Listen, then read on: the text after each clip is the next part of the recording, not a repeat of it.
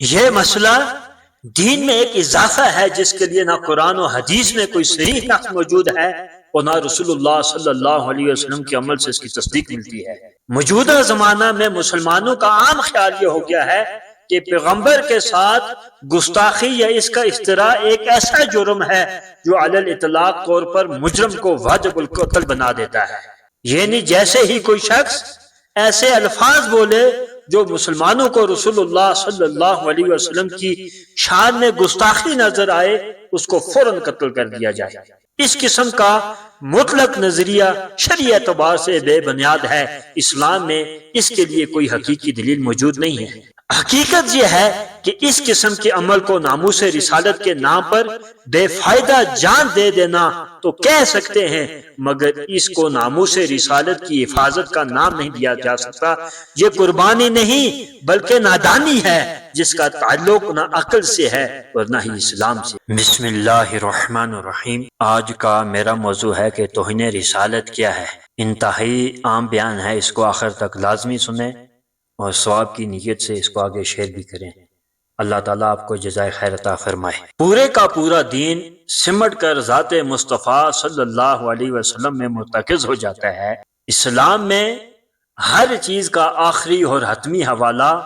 حضور اقدس صلی اللہ علیہ وسلم کی ذات گرامی ہی ہے۔ ذات باری تعالیٰ، وجود ملائکہ اور حقانیت آخرت سب پر ایمان حضور سید عالم صلی اللہ علیہ وسلم کی ذات اقدس پر ہی منحصر ہے۔ امام المرسلین صلی اللہ علیہ وسلم کی ذات ہمایوں کا تمام دین کا منبع،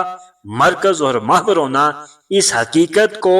واضح الفاظ میں بیان کر رہا ہے کہ حضور کی ذات اقدس کی توہین و تنقیص صرف فرد واحد کی توہین نہیں بلکہ یہ ذات باری تعالیٰ کی بھی توہین ہے، کیونکہ حضور علیہ الصلوۃ والسلام اس کائنات میں اللہ تعالیٰ کے نمائندہ اور سفیر ہیں اور اس ذات واحد کے سب سے پیارے محبوب بھی سرکار علیہ الصلوۃ والسلام کی توہین تمام اہل ایمان کی بھی توہین ہے، کیونکہ حضور کی عزت اور آبرو انہیں اپنی جانوں اور اپنی عزت و آبرو سے کہیں بڑھ کر محبوب ہے اور یہی ایمان کی نشانی ہے۔ اگر حضور سید عالم صلی اللہ علیہ وسلم کی ذات اقدس کی توہین اور تنقیص کی جائے تو بلا واسطہ یہ اللہ تعالی، ملائکہ، دین اسلام اور جمیع مومنین کی توہین تصور ہوگی۔ یہی وجہ ہے کہ اس جرم کی سزا بڑی سخت اور کڑی رکھی گئی ہے۔ قرآن و سنت اور اجماع امت کی روشنی میں یہ متفق علیہ فیصلہ ہے کہ حضور علیہ الصلوۃ والسلام کی شان اقدس میں ادنا سی گستاخی کرنے والا بھی واجب القتل ہے، کیونکہ اللہ تعالیٰ کا ہر نبی و رسول اس کائنات میں اللہ تعالیٰ کا نمائندہ اور سفیر ہوتا ہے اور اللہ تعالیٰ کا محبوب بھی، اس لیے اسلامی نقطہ نظر کے مطابق ہر نبی و رسول کی توہین و تنقیص کرنے والا واجب القتل ہے۔ صرف اسلام ہی نہیں بلکہ دنیا کا ہر مذہب اپنے مقتدا اور بانی مذہب کی گستاخی سزا قتل ہی تجویز کرتا ہے۔ پوری اسلامی تاریخ میں جہاں بھی اسلامی حکومت قائم ہوئی وہاں اس جرم کی یہی سزا تھی، کیونکہ قرآن و سنت اور اجماع امت کا یہی فیصلہ ہے کہ توہین رسالت کا مرتکب بطور حد واجب القتل ہوگا اور توبہ کر لینے سے بھی اس کی سزا معاف نہیں ہوگی، کیونکہ حدود توبہ سے معاف نہیں ہوتی۔ توہین رسالت کی سزا کسی جذباتی بنیاد پر نہیں رکھی گئی بلکہ یہ اسلام کے عقیدہ، تہذیب و تمدنی اور نشر و اشاعت کے تحفظ کے منطقی پکار ہے۔ ہر مسلمان کائنات کے دیگر معاملات میں مصلحانہ رویہ اختیار کر سکتا ہے، لیکن ناموس رسالت کے منافی کسی ادنا سے ادنا حرکت کو برداشت کرنے کا تصور بھی نہیں کر سکتا۔ یہی وجہ ہے کہ ہماری تاریخ ایسی سنہری مثالوں سے روشن و منور ہے کہ یہاں قانون اور آئین تحفظ ناموس رسالت میں ناکام ہو گئے، وہاں غلامان مصطفیٰ نے ایسے لادین قانون کی دجیاں بکھیرتے ہوئے خود گستاخ رسول کو واصل جہنم کیا اور پھر ہنستے مسکراتے پھانسی کے پھندے کو چوم کر ایک نئی تاریخ رقم کر کے غازی علم الدین شہید علیہ رحمہ، غازی عبدالقیوم شہید، غازی محمد صدیق شہید، غازی مرید حسین شہید اور ممتاز حسین قادری شہید، اور بھی بہت سے جو ہیں ناموس رسالت کی داستانیں جو ہیں شہداء ہیں، وہ ہمارے لیے مشعل راہ بن کر جگمگاتی رہیں گی اور اہل ایمان کے دلوں میں عشق رسول کی چنگاری کو تیز تر کرتی رہیں گی، اور امت مسلمہ کے سر ان شہیدان با وفا کی وجہ سے ہمیشہ سر بلند۔ مگر افسوس سے کہنا پڑتا ہے کہ آج اس مسلمہ اور متفقہ فیصلہ کے جو ہے مسئلہ کے متعلق شکوک و شبہات پیدا کرنے کی کوشش کی جا رہی ہے۔ نہ جانے یہ شوق جدت ہے، مفادات کا اصول، یا شہرت و ناموری کا مکروہ جذبہ، کہ یہ کہا جا رہا ہے کہ قرآن و سنت سے ایسی کوئی سزا ثابت نہیں ہے۔ یہ علماء نے خود تجویز کی ہے۔ اگر دین سے جو ناواقف ہیں، جاہل لوگ ہیں، اگر وہ یہ کہتے تو سمجھ آتی، لیکن دانشور اپنے آپ کو مفتی کہلانے والے، شیخ الحدیث، شیخ القرآن، بڑے بڑے القابات اپنے ساتھ لگانے والے یہ بات کہتے ہیں کہ یہ مسئلہ دین میں ایک اضافہ ہے جس کے لیے نہ قرآن و حدیث میں کوئی صریح نص موجود ہے اور نہ رسول اللہ کے عمل سے اس کی تصدیق ملتی ہے۔ موجودہ زمانے میں مسلمانوں کا عام خیال یہ ہو گیا ہے کہ پیغمبر کے ساتھ گستاخی یا اس کا اشتراء ایک ایسا جرم ہے جو علی الاطلاق طور پر مجرم کو واجب القتل بنا دیتا ہے، یعنی جیسے ہی کوئی شخص ایسے الفاظ بولے جو مسلمانوں کو رسول اللہ صلی اللہ علیہ وسلم کی شان میں گستاخی نظر آئے، اس کو فوراً قتل کر دیا جائے۔ اس قسم کا مطلق نظریہ شرعی اعتبار سے بے بنیاد ہے، اسلام میں اس کے لیے کوئی حقیقی دلیل موجود نہیں ہے۔ یہ اعتراض کرتے ہیں لوگ، لیکن افسوس ہے ایسے لوگوں پر کہ جو اپنے ساتھ عالم، حافظ، مفتی، شیخ الحدیث لگاتے ہیں، پھر وہ بھی یہی اعتراض کرتے ہیں کہ یہ جو ہے ایک اضافہ کیا گیا ہے دین میں، ایسی کوئی سزا مقرر نہیں ہے۔ لیکن میں آپ کو قرآن اور حدیث کی روشنی میں بتاؤں گا کہ یہ جو گستاخان رسول ہیں ان کی کیا سزا ہے، لیکن اس سے پہلے میں آپ کو یہ بات بتاؤں، یہ بہت ہی اہم ہے کہ کون کون سی باتیں جو توہین رسالت متصور ہوں گی، یعنی کون سی ایسی باتیں ہیں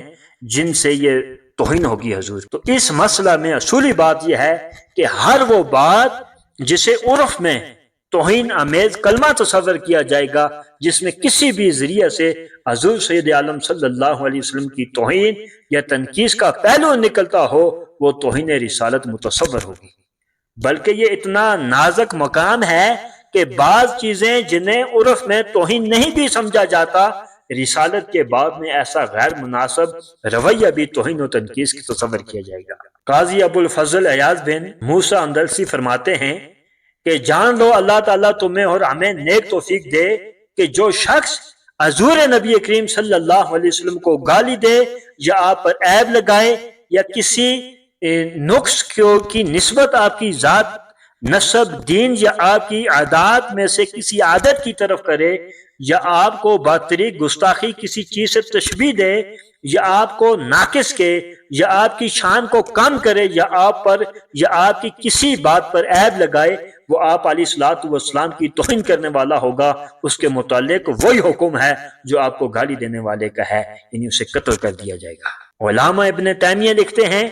کہ جو گالم گلوچ کا مفہوم سمجھنے کے لیے عرف کی طرف رجوع کرنا پڑے گا، یعنی جو گالم گلوچ کرتا ہے اس کا مفہوم سمجھنے کے لیے عرف کی طرف رجوع کرنا پڑے گا۔ اہل عرف کے نزدیک جو چیز گستاخی، تنقیص اور عیب شمار ہوگی، ان سب کو گالم گلوچ کہا جائے گا۔ قاضی ثناء اللہ پانی پتی فرماتے ہیں کہ جو بھی شخص حضور سید عالم صلی اللہ علیہ وسلم کو اشارہ و کنایہ، صریح و غیر صریح عیب کے جملہ وجوہ میں سے کسی ایک وجہ سے، یا آپ علیہ الصلوۃ والسلام کے دین یا آپ کی ذات اقدس کے متعلق کسی بھی قسم کی زبان درازی کرے گا تو وہ کافر ہو جائے گا۔ اللہ تعالیٰ نے دنیا اور آخرت میں اس پر لعنت کی اور اس کے لیے جہنم کا عذاب تیار کر رہا ہے۔ توہین رسالت کے متعلق علماء امت نے بعض چیزوں کا خصوصیت سے ذکر کیا ہے، ان چیزوں کا ارتکاب کرنے والا توہین رسالت کا مرتکب ہوگا۔ اللہ تبارک و تعالیٰ نے قرآن مجید میں ارشاد فرمایا، یا ایھا الذین آمنوا لا تقولوا راعینا وقولوا انظرنا واسمعوا وللکافرین عذاب علیم۔ یا ایھا الذین آمنوا، ہے وہ لوگوں جو ایمان لائے ہو، لا تقولوا، تم نہ کہو راعینا، حضور کو راعینا نہ کہو، وقولوا انظرنا، اور کو بلکہ کیا کہو، انظرنا کہو، واسمعوا، اور غور سے سنو، وللکافرین عذاب علیم، کافروں کے لیے دردناک عذاب ہے۔ اس آیت کریمہ کا پس منظر یہ ہے، شان نزول یہ ہے کہ جب نبی کریم صلی اللہ علیہ وسلم صحابہ کرام کو وعظ و نصیحت فرماتے تو اگر کسی صحابی کو کوئی بات سمجھ نہ آتی تو وہ عرض کرتے کہ رعینا یا رسول اللہ، اے اللہ کے رسول ہماری رعایت فرمائیں، ہماری طرف توجہ دیں۔ تو یہود کی لغت میں یہی لفظ بد دعا کے لیے استعمال ہوتا تھا، اور اس کا معنی یہ تھا کہ سنو تمہاری بات نہ سنی جائے۔ تو وہ اسی معنی کا لحاظ کرتے ہوئے یہ لفظ کہتے اور آپس میں ہنستے کہ پہلے تو ہم انہیں تنہائی میں بد دعا دیتے تھے، اب سر عام ہر مجلس میں بد دعا دینے کا موقع ملا۔ تو حضرت سعد بن معاذ کو یہود کی لغت کا علم تھا، انہوں نے یہود کی اس سازش کو بانپ لیا اور انہوں نے فرمایا ہے یہود تم پر اللہ تعالیٰ کی لعنت ہو، اگر تم نے آئندہ یہ لفظ بولا تو میں تمہاری گردن اڑا کر رکھ دوں گا۔ تو یہودی کہنے لگے تم بھی تو یہی لفظ کہتے ہو۔ تو اس پر اللہ تعالیٰ نے یہ آیت کریمہ نازل فرمائی اور اہل ایمان کو بھی رعینا کے لفظ کے استعمال سے روک دیا، کیونکہ یہ ذو معنی مشترکہ لفظ تھا۔ چونکہ یہود نے رعینا کا مشترکہ اور ذو معنی لفظ بول کر حضور سید عالم صلی اللہ علیہ وسلم کی توہین کا راستہ اختیار کیا تھا، تو اللہ تعالیٰ نے رعینا کا لفظ بولنا ہی منع فرما دیا۔ اس سے معلوم ہوا کہ جو بھی لفظ کسی بھی معنی اور لحاظ سے حضور کی توہین کا سبب بنے وہ حضور کی گستاخی تصور ہوگا۔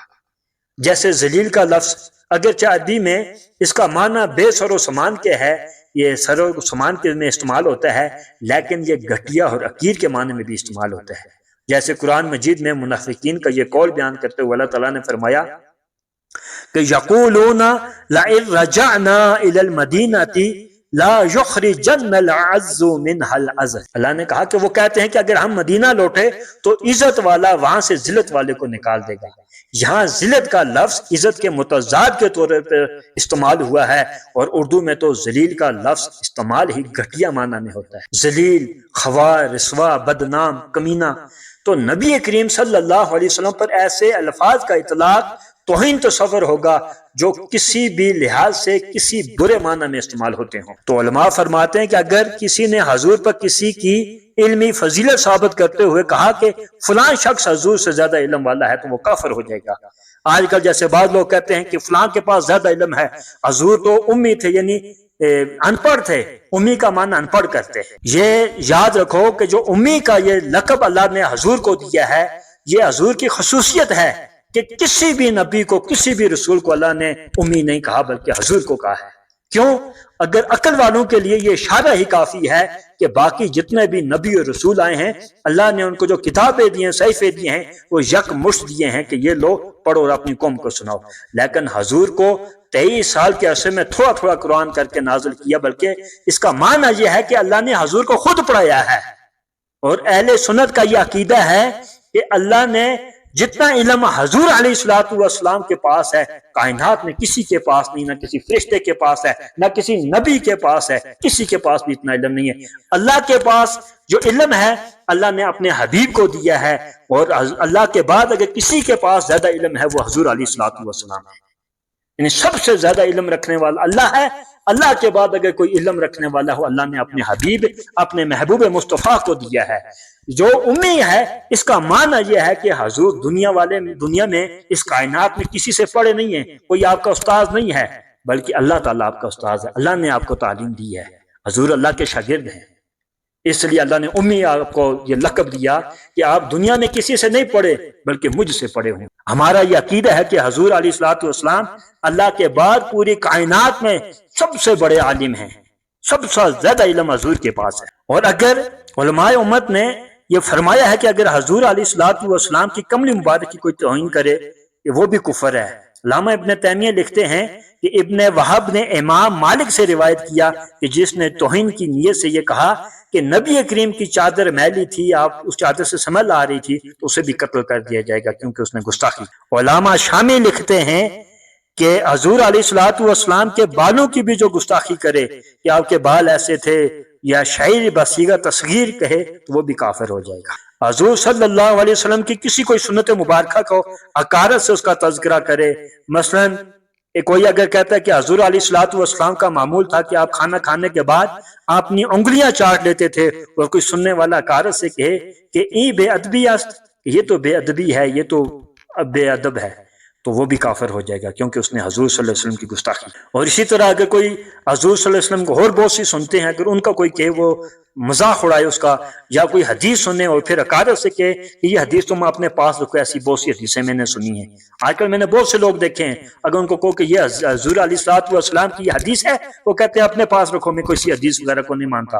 تو ایسی وہ بھی کلمہ جو ہے کفریہ ہے، وہ دائرہ اسلام سے خارج ہو جاتا ہے، نکل جاتا ہے۔ تو قرآن اور سنت اور اجماع امت اس پر شاہد ہے کہ توہین رسالت کا مرتکب ہر حال میں قتل کیا جائے گا۔ علامہ ابن تیمیہ نے امام اسحاق بن راہویہ کا یہ فرمان نقل کیا، امت مسلمہ کا اس بات پر اجماع ہے کہ جس نے اللہ تعالیٰ یا اس کے رسول کو گالی دی، یا اللہ تعالیٰ کی نازل کردہ کسی چیز کا انکار کیا، یا اللہ تعالیٰ کے نبیوں میں سے کسی کو قتل کیا، تو وہ کافر ہو جائے گا، اگرچہ وہ اللہ تعالیٰ کی نازل کردہ چیزوں کا اقرار کرنے والا ہی کیوں نہ ہو۔ پھر علامہ ابن تیمیہ فرماتے ہیں